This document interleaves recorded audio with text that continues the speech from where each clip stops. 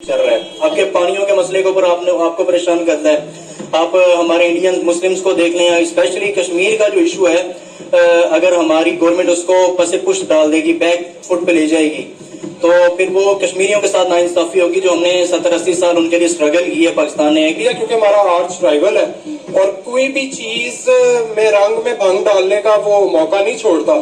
तो जाहिर बात है ये एक इंटरनेशनल मतलब इवेंट है। यहाँ पे जर्नलिस्ट आ रहे हैं, एनजीओज आ रही हैं, डिफरेंट ऑर्गेनाइजेशंस आ रही हैं, पाकिस्तान गवर्नमेंट जो है इसे स्पॉन्सर कर रहा है, होस्ट कर रहा है। तो जाहिर बात है कि इंडिया तो नहीं चाहेगा कि वो आके थोड़ा सा लेजिटिमेसी दे एससीओ को। अफगानिस्तान को बुलाया नहीं है क्योंकि वो इसलिए नहीं बुलाया कि हमारी हुकूमत उसे नहीं चाहती, क्योंकि वो वफद ही नहीं है, यानी कि वो रुकन नहीं है शंघाई ताउन तंजीम का, एससीओ का रुकन नहीं है, इसकी वजह से उसे इन्वाइट नहीं किया गया। ठीक है, तो यानी कि जिस तरह इंडिया में पिछली बार हुआ था, तो इंडिया की जो एक हुआ था इवेंट, उसमें बांग्लादेश नहीं था, लेकिन बांग्लादेश को उन्होंने बुलाया था। इंडिया चूंकि बलोचिस्तान के अंदर और हमारे मगरबी बॉर्डर पर या मशरकी बॉर्डर भी कभी कभी तो वो तो हरकतें करता रहता है, तो वो पाकिस्तान को दुनिया के अंदर तनहा करने की हर कोशिश जो है वो अपनी तौर पे कर रहा है, और इसके अंदर वो काफी हद तक कामयाब भी हुआ है। आपको क्या लगता है कि अफगानिस्तान ने जो आने से इनकार किया है वो इंडिया की वजह से नहीं आ रहा? उन्होंने तो आना ही था, जैसे इंडिया ने नहीं आना था ना, उन्होंने तो आना ही था।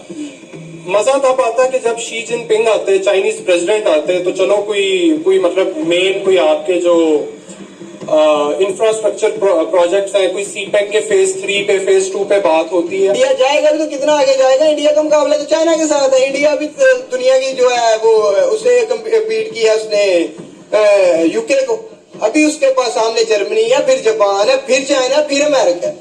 यानी कि हमें देखें कि इंडिया जा सकता है, लेकिन कहाँ तक जा सकता है? अगर जब तक हमारे अब आपस में तल्लुकात नहीं ठीक होंगे, इंडिया कहीं नहीं जा सकता। एक असली दुश्मन है हमारा, वो शुरू से जो है ना एक इंतहा पसंद सोच, और अभी भी जो वहाँ पे रूलिंग गवर्नमेंट है वो भी इंतहा पसंद सोच की हामिल है।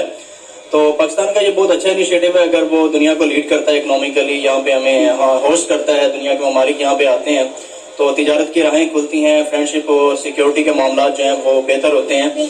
क्योंकि दूसरी तरफ आप वेस्ट में देखें कि पूरी दुनिया पे उनका होल्ड था, तो ताकत का जो तवाजुन है अब वो बैलेंस जो है वो एशिया की तरफ आता हुआ दिखाई दे रहा है दुनिया को।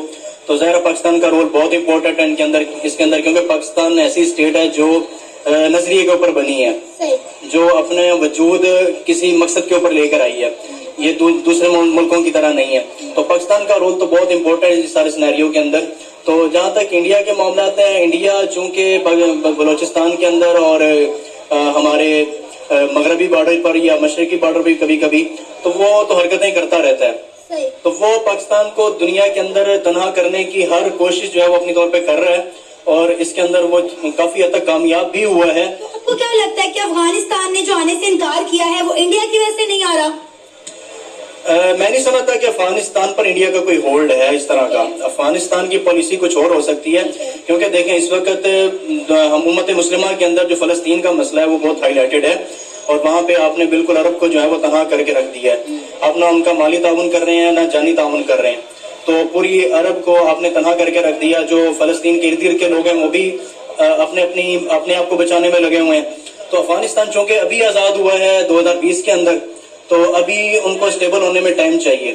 तो वो अभी मेरा ख्याल है कि उनकी पॉलिसियां कुछ सालों के बाद बेहतर तौर पे वाज़ेह होंगी कि वो किन मुल्कों के साथ किस तरह के रवाबित रखना चाह रहे हैं। और इंडिया के जो foreign minister doctor S Jaishankar ने दिल्ली में स्टेटमेंट दिया है कि अभी भी 24 घंटे बाकी हैं, कुछ भी हो सकता है, क्या वो आएंगे या नहीं आएंगे, क्या लगता है?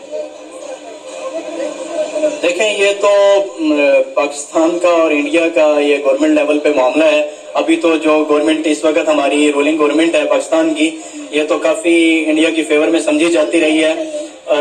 हमारा यही तासुर था आवाम के अंदर, और हमें यही बताया गया था कि ये जो लोग हैं ये प्रो इंडियंस हैं, क्योंकि इनके कारोबारी रिलेशंस भी हैं और भी काफी सारी चीजें जो इंडिया के साथ, क्योंकि देखें ये गलत बात है इंडिया के साथ कारोबारी ताल्लुकात बनाना या इंडिया के साथ हमारे लीडर्स के अच्छे टर्म्स होना, ये गलत है, क्योंकि बहुत सारे इस्लामी ममालिक इंडिया के साथ ट्रेड कर रहे हैं, इंडिया में इन्वेस्टमेंट कर रहे हैं, इंडिया के साथ ताल्लुकात जो है वो बेहतर से बेहतरीन कर रहे हैं। नहीं, ये गलत नहीं है, तिजारत करना कहीं भी गलत नहीं होता।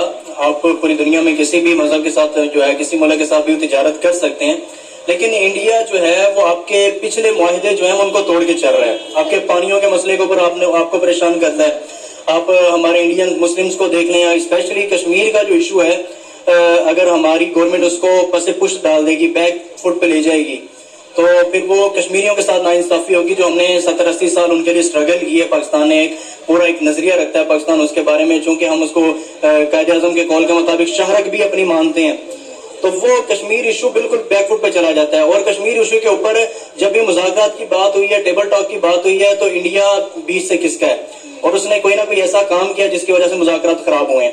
تو وہ مذاکرات کے ڈھونگ رچاتا ہے ہر دفعہ, کہ ابھی بھی کچھ دنوں پہلے انہوں نے یہ باتیں کی تھی کہ ہم مذاکرات کے لیے ریڈی ہیں, لیکن جب بھی مذاکرات کی بات ہوتی ہے وہ بات کر کے نکل جاتے ہیں, اور بیک فٹ پہ وہی کام جو ہمارے مغربی بارڈر پہ ہمیں پریشان کرتا ہے, انسرجنسی جو ہمارے اس بارڈر پہ ہوتی ہے ایران والی سائڈ پہ یا افغانستان والی سائڈ پہ, تو اس میں وہ کافی انوالو نظر آتا ہے. لیکن سر